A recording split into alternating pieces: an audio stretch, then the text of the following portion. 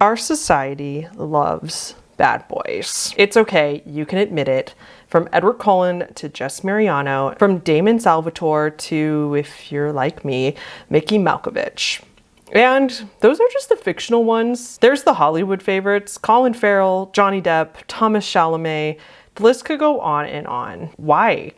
Well, mind you, this is a very heteronormative perspective, but from that perspective and what is generally fed to us in the media, bad boys are dangerous, mysterious, and forbidden.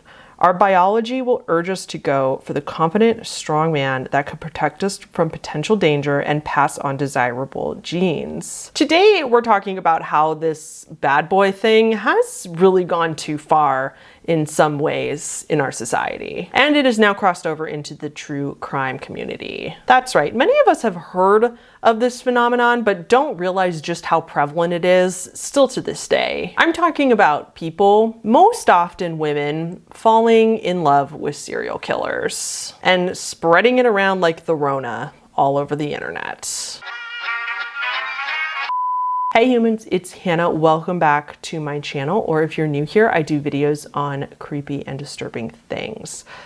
And that's the intro. That's it. Okay, let's get into it. There's this thing called Hybristophilia, or also known as Bonnie and Clyde syndrome. If you couldn't tell by the name, it's a type of paraphilia. Specifically, it's when those have a sexual interest or attraction to others, specifically that commit crimes. According to just the general Wikipedia page on this word, there are many different causes of this paraphilia that could play into it. Daddy issues, low self-esteem, wanting to be famous by association, commitment issues, you know, the person in prison would only be there and be in the relationship when you want them to be there, when you go and visit them or you contact them, and other than that, they're completely out of your life. And then, of course, looping back to our intro, the bad boy phenomenon, often women feeling like they can change a bad boy. Leon F. Seltzer, a psychologist, has an interesting theory about this. He believes that it's basically because serial killers are the ultimate alpha male and therefore they attract women, even though the woman knows that it's not a healthy attraction. I don't personally agree with that belief. Maybe for bad boys in general, I believe that that may play into like the bad boy attraction in general, but I don't think that many women are attracted to serial killers. And the way he describes his theory makes it seem like a lot of women feel this way. And no, most of us do find serial killers absolutely disgusting. And obviously, I mean, I see serial killers as being this form of an extreme bad boy where it crosses the line, but it is possible to be attracted to the bad boy character without also liking serial killers. Just to be clear. And while I think it's important to understand this hybristophilia condition in order to understand the rest of this video, I personally don't think, while I believe the condition is real, I don't personally think that many of the examples we're going to talk about is always attributed to that specifically. Maybe in the older types of examples, but since the prevalence of social media, it seems now that these trends go more towards often young girls wanting to be edgy or be like different than other girls and have a very like be cool for having such a dark sense of humor. But to be fair, these girls, I'm not per se, we'll talk about it later, I'm not per se blaming them because they have been very swayed by society and the media that we consume, especially media that is meant for teenage girls, to equate violence for passion and love. All right, so here's some old school examples. First of all, Jeffrey Dahmer. Many women claiming to be in love with Jeffrey Dahmer and sending him very affectionate letters, even though he was openly gay. They'd even send him gifts and money. And then Richard Ramirez, same thing. He also received a ton of fan mail and a lot of women visiting him while he was in prison. One of the fangirls that would visit him in prison, named Doreen Leoy, probably saying that wrong, would actually marry Ramirez in the San Quentin prison in 1996. And then there was this very disturbing TikTok that was going around. It's now deleted. I will block out this person person's name and photo in case they are too young to know better, but it was disturbing to say in the least.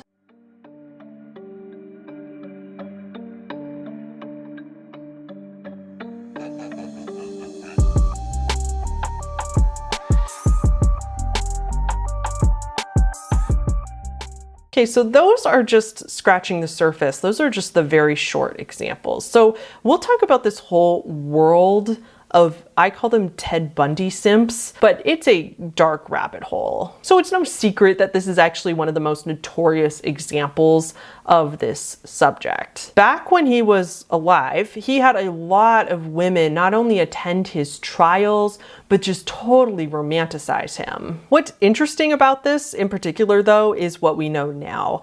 Ted Bundy was never special. He wasn't any smarter than the average person. He was not especially charismatic, and he was certainly not attractive. It wasn't until after the media gave him so much coverage and attention that all of these characteristics started to become synonymous with him. Anne Rule herself said about Bundy that he was a virtual non-entity before he was suspected of a series of horrific crimes. He somehow became all those things as the media embraced him. But what's more disturbing is that he still has fans like this to this day, long after his death. And in the last couple years, there was actually a TikTok trend where often young girls especially were completely idolizing him and heavily glorifying his crimes. But there were actually teenage boys participating in this trend as well. It's hard to find any of these clips anymore because I believe TikTok has actually cracked down pretty well on these types of videos and has either deleted them or the person themselves gets so much negative feedback after they post them that they end up deleting them. But reportedly, when they did exist, these were the type of videos that were being made. So a particularly disturbing one was young girls role-playing in a TikTok video as Ted Bundy's victim. It would be like the teenage girl pretending to get ready for a date, putting on makeup and stuff like that. And then they would end the clip with like a shot of their body being dragged away. Or sometimes it would end with like a shot of their face really close up, covered in fake bruises and looking really sad. And then there was this whole other trend where it was just random people pretending to or claiming that they were somehow related to him or to somebody in his family. It was reported that one girl claimed to be Ted Bundy's granddaughter until like a ton of people challenged her and basically debunked it and kept asking her questions until finally she came out and said that it was supposed to just be a joke all along. I do actually have a couple clips of the teenage boy ones because for whatever reason those are not deleted. These ones are particularly disturbing because it's like the teenage boy role-playing, pretending to actually be Ted Bundy. Trigger warning for these clips, there is some fake blood and there's also just very, very cringy, awful acting out of crimes.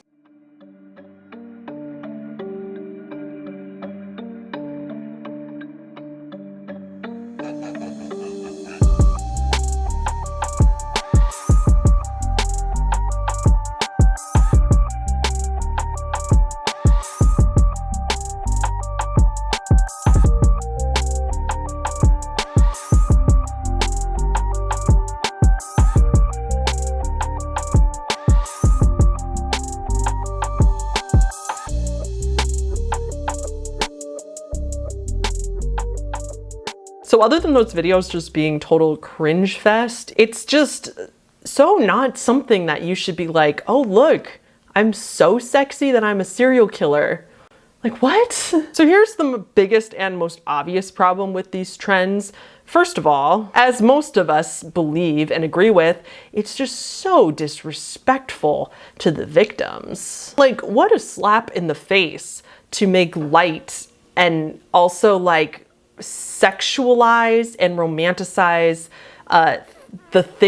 the most horrible things that could possibly happen to a person and their family. And then second, the romanticizing of these type of things also, of course, normalizes violence. It makes killing seem really cool and sexy because you're putting them together in the same context. And then that combined with young impressionable kids on TikTok consuming that a lot, their minds are not gonna be able to separate the fake from the real. Oh yeah, honorable mention here, there was also one girl who got Ted Bundy's bite mark, the impression of which was taken after it was found on a victim, tattooed onto her stomach. Okay, we are unfortunately going to talk about Columbine now. We're not going to talk about the tragedy that much because that's a whole separate thing, but we are going to talk about the people that have massive crushes on the now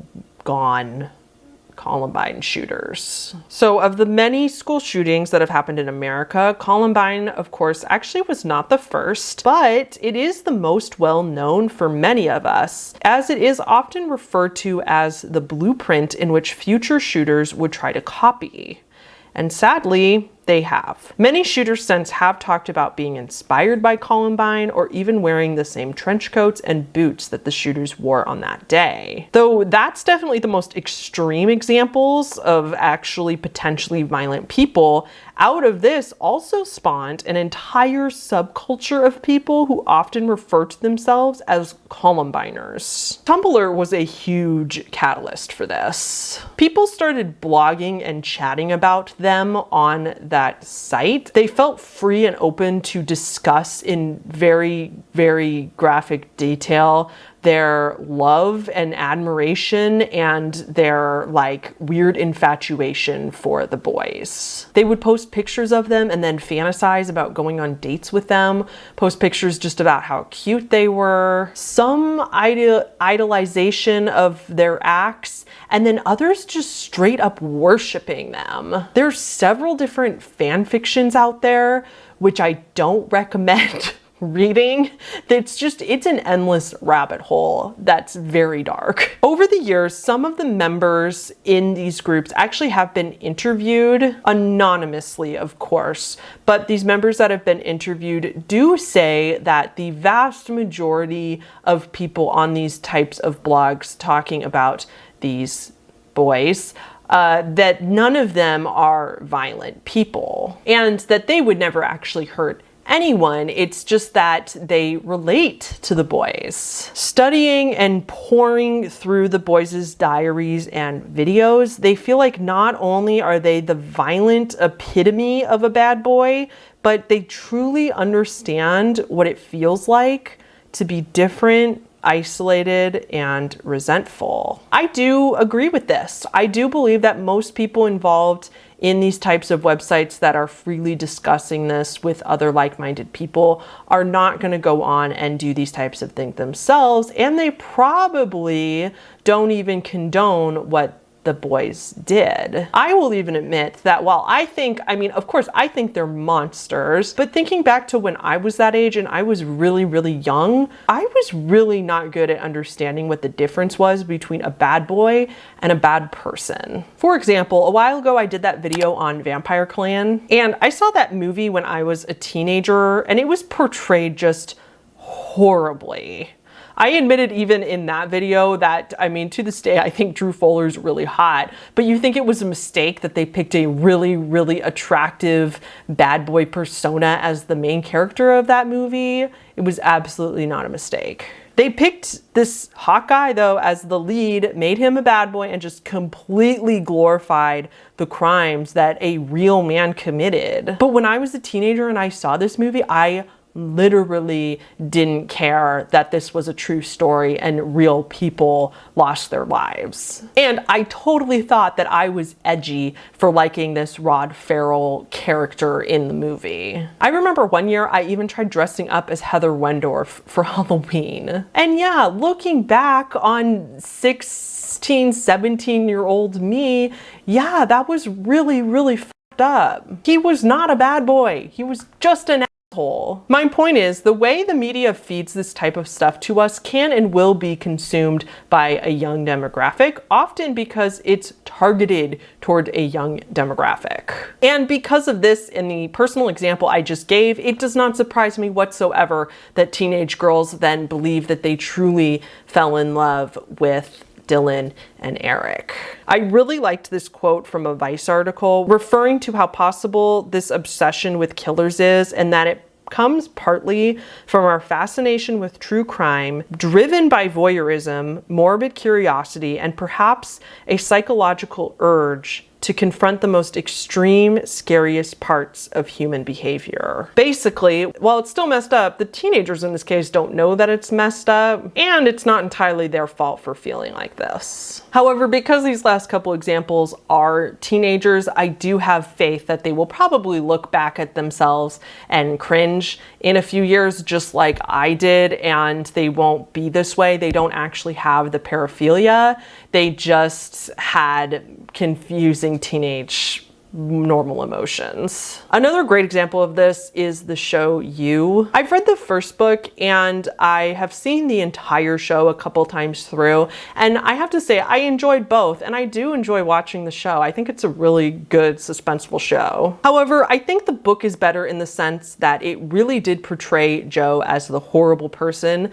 that he was. There's no redeeming qualities for Joe in the book. He is portrayed as the psychopath that he truly is, and for some reason, I don't know why. Well, I do know why. It's because more people will watch the show if they glorify it and they sexualize the main character. I mean, of course that's the reason, but in the TV show, there are these really weird redeeming qualities of Joe. For example, he has this huge soft spot for children, and he always ends up helping them and genuinely caring about them. Or the fact that when he has a baby, he's ridiculously protective and determined to be a good father. And he's just generally very attractive, charming, and often very sweet. While killers in real life are notoriously very good at acting normal in order to hide their double life, like that's pretty realistic for Joe's character. But it's just unrealistic in the sense that most serial killers in real life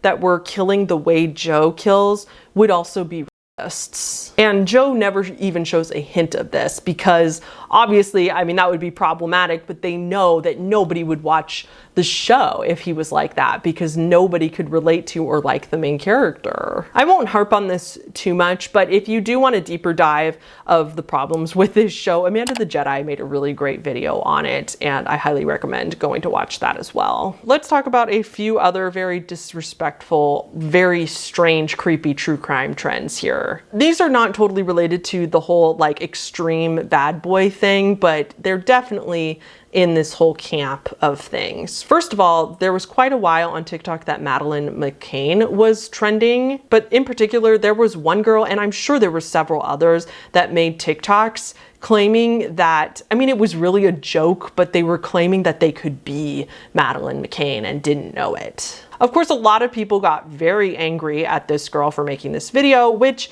rightfully so, but I can also see how the girl probably didn't have malicious intentions. She probably just thought it would make a really interesting video because her friends told her that she looked so much like her all the time, and she just thought it would make an interesting video, and she thought that it would go viral, which it did. Like I said, it's really hard to be mad at a lot of people that partake in these trends because I know that many of them are underage or at least very, very young. And we did equally, if not dumber things at that age, and we just happened not to post it on the internet. However, what I think could really help these teenagers is that when you're making content at all that ever involves a real life victim, this is what I do when I make videos, is a little hack for you to make sure that you're being respectful is imagine that a person, that the victim themselves or somebody in their family or somebody, a friend, somebody that's close to the victim is definitely going to watch your video. Like, promise you in the next couple days, they are gonna see your video. Given that, would you still say what you're gonna say in the video? Would this girl have made this TikTok if she knew that it was actually gonna make headlines and that Madeleine McCann's family might have seen it or heard about it? I don't know if they actually did, but regardless, probably not. She probably wouldn't have done that. And I'm not actually including her in this video to give her any sort of hate. I think honestly, she's just a really good example that we can all learn from. She didn't have malicious intentions, but she just did not think it all the way through and didn't think about how that could harm or really, really hurt the victim's family. And then there's the merch, the serial killer merch. What is up with the serial killer merch. Good God, though. Serial killer merch I have a way harder time finding an excuse for. I find this particular thing just very, very disgusting. I don't get why people think it's just like, it just makes me edgy and funny and I just have a really morbid sense of humor. No, you're just kind of a dick. So I'm not going to show this clip because, one, I'm pretty sure the user deleted it because they were getting so much hate and the person was very young yet again. But there was this TikTok of this girl that was like saying that she was like, I'm just so morbidly curious, etc., etc. Here's the shirt that I have that I think is funny, but people give me so much hate for it. And the shirt that she showed was literally this. And it's just like,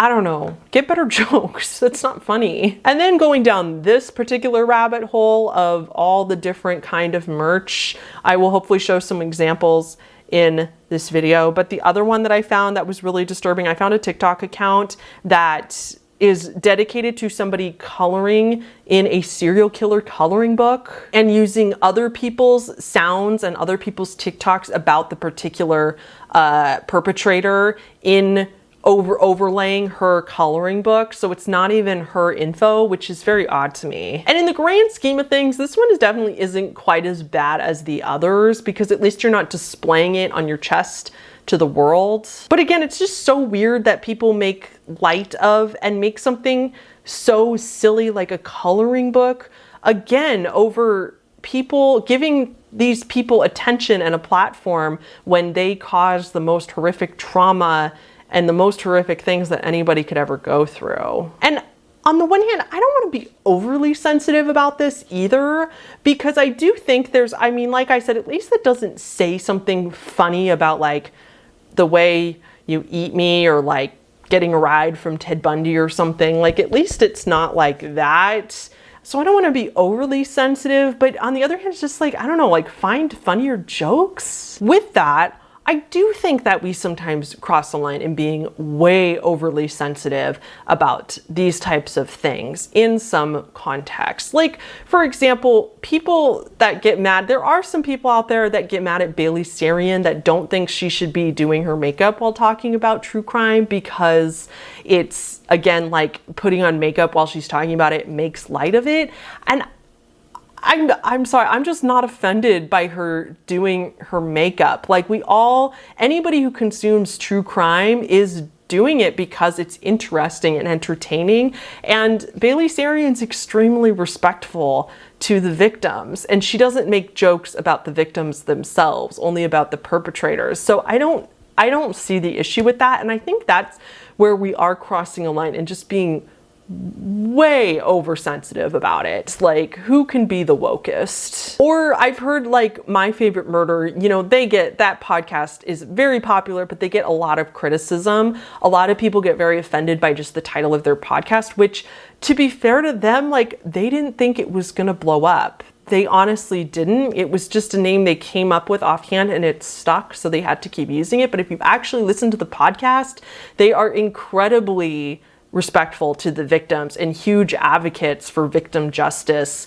and for people's mental health. Like, there is just a line where people are just finding stuff to be nitpicky and angry about. I personally think that it is fine to make jokes about true crime in order to be able to learn about people's stories and still be able to consume it without going down a dark hole of depression yourself. I think it's fine to make jokes about it as long as you're joking about the perpetrator. Joke about the bad person who does the things, not the person that was the victim. Make as many jokes as you want about the person that's inflicting the pain. They don't deserve our respect anyway. And then it's also like, to me, making jokes about the perpetrator de-glorifies them in a way and makes them seem more pathetic and something to just make fun of as what a stupid, lame person they are, and stop giving them that pedestal of them being like badass. And I feel like making jokes, as long as you're focusing the jokes on the perpetrator and not the victims,